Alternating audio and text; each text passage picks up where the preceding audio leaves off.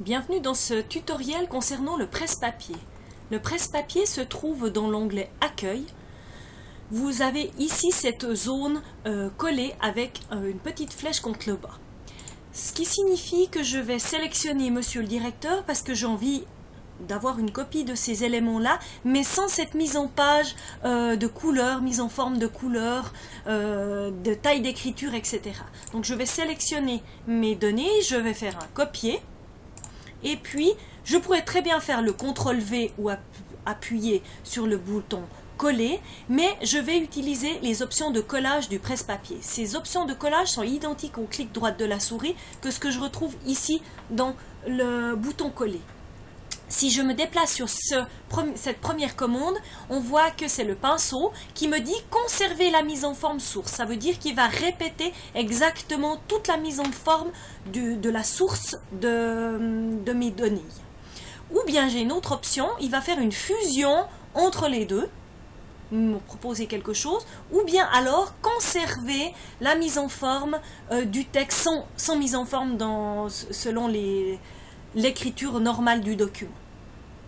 Donc je peux choisir en sélectionnant l'une ou l'autre des possibilités. Je prends la troisième par exemple.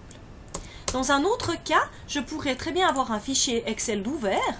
Je prends une partie de mon document, voilà, qui m'intéresse. Je vais de nouveau copier ces éléments. Je reviens dans mon document Word. À ce moment-là, j'ai à nouveau la possibilité de cliquer sur le presse-papier et j'ai d'autres options qui viennent à ma disposition. De nouveau, une source, ça veut dire que là, on voit que ma mise en page serait complètement modifiée, mais je pourrais tout à fait aller modifier après le contenu. Par exemple, si le mot marge ou le mot style commercial ne me convenait pas dans Word, je pourrais tout à fait modifier ou la taille des colonnes, ou la bordure, ou la trame, ou bien l'écriture. Si je prends utiliser le style de destination, ça arriverait comme dans un document Word qui tienne sur la page, qui peut de nouveau être tout à fait modifié. Mais on a perdu tout ce qui était trame de fond, police, etc. J'aurai une troisième possibilité, lier et conserver la mise en forme source. Donc on voit que là, toutes les marges sont mangées entre ces deux documents. Lier et utiliser le style de destination, alors aussi une possibilité, mais qui n'est pas bien heureux dans Word. Ici, c'est une image. On le voit, il va me la coller en tant qu'image, ou bien là, en tant que texte à mettre en forme. Alors ça dépend toujours de ce que l'on souhaite faire du document.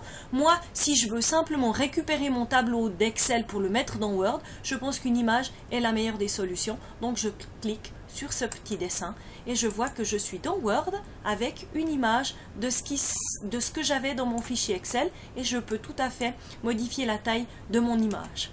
Par contre, je ne peux pas du tout venir modifier le contenu de ce document. J'aurais dû prendre une des autres options.